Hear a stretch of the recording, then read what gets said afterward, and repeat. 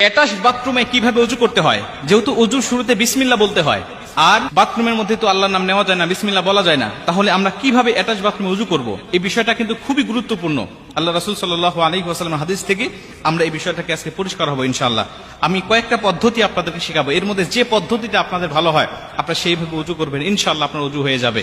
কারণ আল্লাহ রাসূল বলছেন, ইবনে মাজাহ শরীফের হাদিসের মধ্যে আসছে, যেই ব্যক্তি ওযুর শুরুতে বিসমিল্লাহ বলে না তার ওযুই হয় না।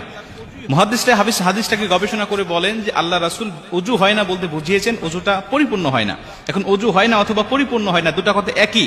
আমার যদি ওযু না হয় তাহলে আল্লাহ পাকের দরবারে আমরা যে নামাজ আদায় করছি প্রত্যেকটা দিন, আমাদের নামাজও হবে না।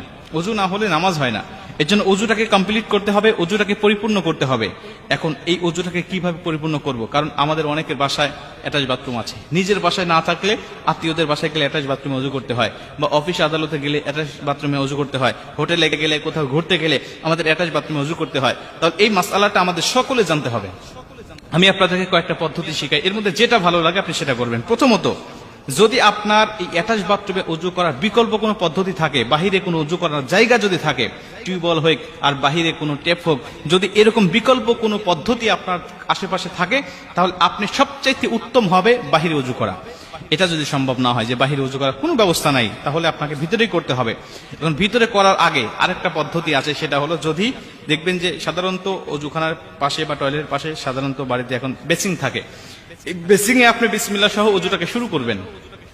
কারণ বেসিং এ তো আর পা ধোয়া যায় না, আপনি বিসমিল্লাহ বলে ওযুটাকে শুরু করলেন, হাত মুখ ধুলেন, আপনি মাথা মাসাই করা পর্যন্ত সবকিছু করলেন, পা ধোয়া সিস্টেম নাই। যদিও এখন দেখলাম কয়েকদিন আগে একটা ভিডিওতে যে পা ধোয়া সহ ওযু করার জন্য আলাদা বেসিং বের হয়েছে, এটা বাংলাদেশে অ্যাভেলেবল কিনা আমি জানি না। তো আমাদের সাধারণত নর্মাল যে বেসিং গুলো থাকে, এটাতে আপনি ওযু শুরু করলেন, শুরু করার পরে শুধু পা ধোয়াটা বাকি রেখে আপনি টয়লেটে গিয়ে পাটা ধরলেন, এটাও অনেক উত্তম হবে, এটাও আপনার জন্য অনেক ভালো হবে।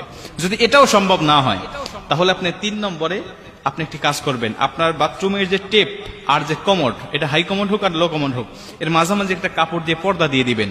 তাহলে কোনো ইখতিলাফ থাকবে না, এর মধ্যে কোনো সন্দেহ থাকবে না, আপনি এই সন্দেহ মুক্তভাবে ওযু করতে পারবেন। যদি পর্দা দেওয়া সম্ভব না হয়, কোনোটাই আপনার সম্ভব হচ্ছে না, বাহিরে ওযু করা সম্ভব হচ্ছে না, বেসিং থেকে শুরু করা সম্ভব হচ্ছে না, পর্দা দেওয়া সম্ভব হচ্ছে না, তাহলে আপনি একটি কাজ করবেন, সেটা হলো অবশ্যই বাথরুমে ঢোকার সময় তো আপনি একটি দোয়া পাঠ করতেছেন, আল্লাহুম্মা ইন্নী আউযু বিকা মিনাল খুবুসি ওয়াল খাবাইস। এই দোয়াটা আপনি পাঠ করে তো ভিতরে প্রবেশ করতেছেন। এই দোয়াটা পাঠ করার সময় অবশ্যই আল্লাহর নাম নিয়ে আপনি ঢুকেছেন। ঢোকার পরে আপনি ওযু করার সময় অবশ্যই দিলে দিলে, যেভাবে আমরা টয়লেটের মধ্যে ইস্তেগফার পাঠ করি, এটা তো পড়তে হয়, আপনারা সকলেই জানেন যে দিলে দিলে ইস্তেগফার পড়তে হয় বিভিন্ন খারাপ জিন, বিভিন্ন খবিস খান্নাসের হাত থেকে বাঁচার জন্য।